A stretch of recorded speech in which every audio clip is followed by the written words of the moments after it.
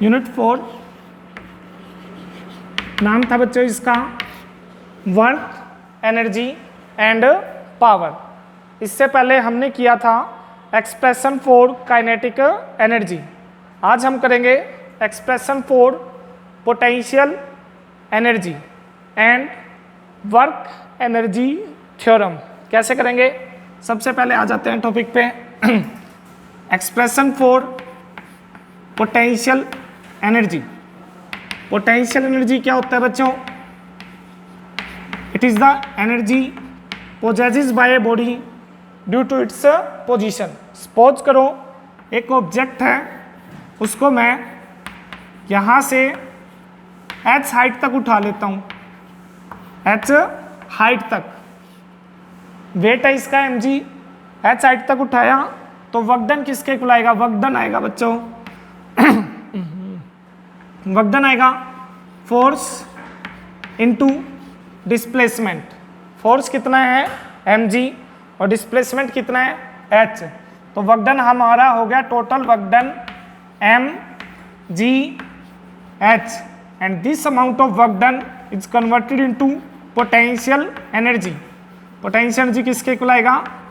mg h के। तो it is the energy, वो एनर्जी होगी, it is the energy possessed by a body, possessed by a body due to its position, due to position, position की वजह से जो energy होगी उस एनर्जी का नाम क्या होगा बच्चों? Potential energy. एक ऑब्जेक्ट है, उसको हम h हाइट तक उठा रहे हैं, h हाइट तक उठा रहे हैं, वो नीचे जाने की कोशिश करेगा, हम उसको ऊपर उठा रहे हैं, वो अपोज करेगा। This amount of work done is known as potential energy and this is the expression for potential energy. अब करते हैं हम आगे। पहले हमने किया था काइनेटिक एनर्जी का, आज कर लिया पोटेंशियल एनर्जी का। उसके बाद है बच्चों नेक्स्ट है work energy theorem. What is work energy theorem? Important topic है वर्क एनर्जी थ्योरम। क्या होती है work energy? What is work energy theorem? Work on a body, एक बॉडी के ऊपर जो वर्क करेंगे वो आएगा हमेशा चेंज इन काइनेटिक एनर्जी के half M we square minus half M you square. This theorem state that, it state that, क्या स्टेट करती है theorem? It state that work on a body, work on a body, एक body के ऊपर जो हम work करेंगे, work on a body is always equal to, is always equal to, किसके इक्वल आएगा? Is always equal to change in kinetic energy, change in kinetic energy. हालांकि हमने जब एक्सप्रेशन फॉर काइनेटिक एनर्जी किया था बेटा, तब भी हमने डेरिवेशन कर लिया था, लेकिन एक बार फिर से करते हैं सिंपल मेथड से। कैसे? वर्क डन होगा, वी नो, हमें पता है वर्क डन किसके इक्वल आएगा? Force into displacement, force into displacement. और फोर्स एग्जर्ट किया बॉडी के ऊपर एम ए, और डिस्प्लेसमेंट कितना है बच्चों? एस। तो डब्ल्यू कितना हो जाएगा हमारा? M A S. एम है मास, ए एक्सीलरेशन और एस क्या है? Displacement. According to the third equation of motion, v square minus you square is equal to 2as। यहाँ से ए एस किसके इक्वल आएगा? ए एस आएगा v square minus you square by 2, we square minus you square by 2। और इसमें put करोगे तो W हमारा आ जाएगा, क्या आ जाएगा? वर्क डन, वर्क डन आ जाएगा हमारा half M we square minus half M you square. कैसे? वर्क डन होता है हमारा M A S, M A S. A S की वैल्यू क्या पुट करोगे? ए एस की वैल्यू पुट करेंगे V square minus you square by 2, we square minus you square by 2। Solve करोगे half M we square minus half M you square. तो work done on a body is equal to change in kinetic energy. This is known as work energy theorem. तो work energy theorem क्या होगी बच्चों? Work on a body is always equal to change in kinetic energy. कैसे? देखो object के ऊपर मैंने force लगाया F, ऑब्जेक्ट अपनी पोजीशन चेंज कर गया S तक, पहले उसकी काइनेटिक एनर्जी थी हाफ एम यू स्क्वायर, और जितना मैंने वर्क डन किया उससे उसकी काइनेटिक एनर्जी होगी बच्चों हाफ एम वी स्क्वायर। तो जितनी अमाउंट ऑफ काइनेटिक एनर्जी में चेंज आया this is known as work, उतना ही हमने क्या किया उसके ऊपर वर्क किया। तो work on a body is always equal to change in kinetic energy, this is known as work energy theorem. तो ये किसके बारे में रिलेशन बताती है? वर्क और एनर्जी के बारे में, इसलिए हम इसको क्या बोलते हैं? Work energy theorem. इसका कैलकुलस मेथड से भी सोल्व कर सकते हो, जो हमने किया था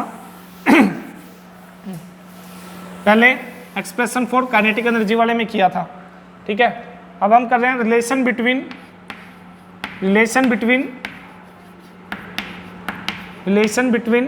काइनेटिक एनर्जी एंड मोमेंटम। कैसे करेंगे? We all know that kinetic energy on a body is always equal to half M v square. Kinetic energy किसके इक्वल होती है बच्चों? हाफ एम वी स्क्वायर के। इसमें हम क्या करेंगे? m से मल्टीप्लाई कर देंगे और m से डिवाइड कर देंगे। क्यों किया ऐसा? ऐसा करने से ये हो जाएगा m square v square by 2m, by कितना आ जाएगा? 2m।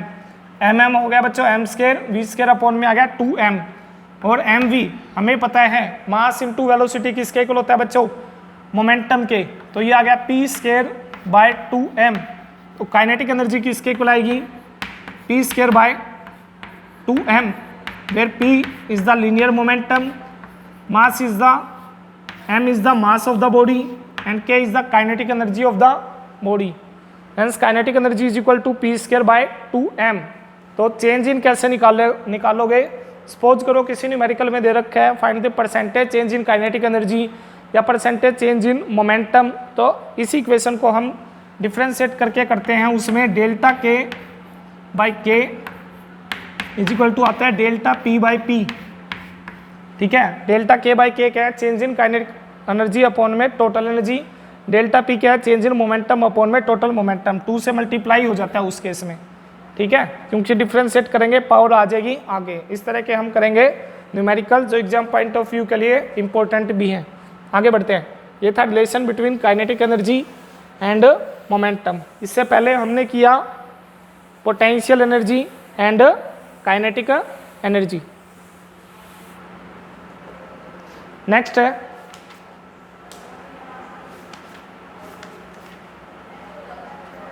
Potential energy of a spring. Potential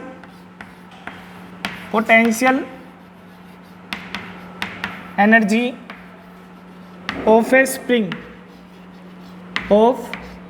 spring, एक स्प्रिंग है, उसके अंदर हम क्या फाइंड आउट करेंगे? Potential energy. कंसीडर कर लेते हैं, इसके ऊपर हमने small amount of force exert किया,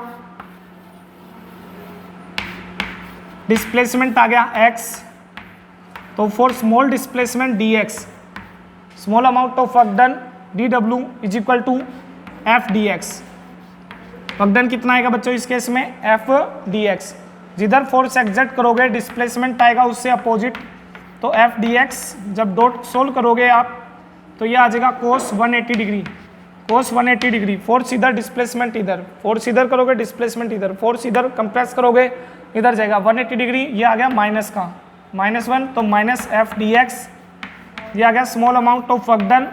we also know that for a spring force किसके इक्वल होता है? माइनस के एक्स के, वेयर के इज द स्प्रिंग कॉन्स्टेंट। के क्या होता है बच्चों यहाँ पे? Spring constant that depend on the nature of material. वो मटेरियल के ऊपर डिपेंड करेगा, स्टील का है या आयरन का है या कॉपर का है। और x क्या आएगा? Displacement, and f is the force exerted by us on the spring. Then dw is equal to किसके इक्वल आएगा? पुट करोगे माइनस माइनस हो जाएगा बच्चों प्लस, तो ये आ जाएगा kx dx। ये आ गया हमारा small amount of work done. Total कैसे निकालेंगे? टोटल निकालेंगे इसका क्या कर देंगे बच्चों हम? Integration, integrating both side and taking limit, integrating both side. क्या करोगे, इंटीग्रेशन करेंगे तो कैसे आएगा वो समझोगे। dw का इंटीग्रेशन करोगे बच्चों, small amount of work done का करेंगे, total work done kx dx का करोगे half k x square by 2, limit लोगे 0 से लेके x तक तो कितना आएगा x माइनस 0। तो ये आ गया total amount of work done and this amount of work done is converted into potential energy stored in terms of potential energy. हम स्प्रिंग को प्रेस करने की कोशिश कर रहे हैं और वो क्या कर रहे हैं, अपोज कर रहे हैं। That amount of work done is stored in terms of potential energy. जितना हम उसके ऊपर वर्क लगाते जाएंगे वो उतना ही ज़्यादा क्या करता जाएगा बच्चों, अपोज करता जाएगा। इसको हम क्या बोलेंगे, potential energy of a spring. बाकी करेंगे नेक्स्ट क्लास में।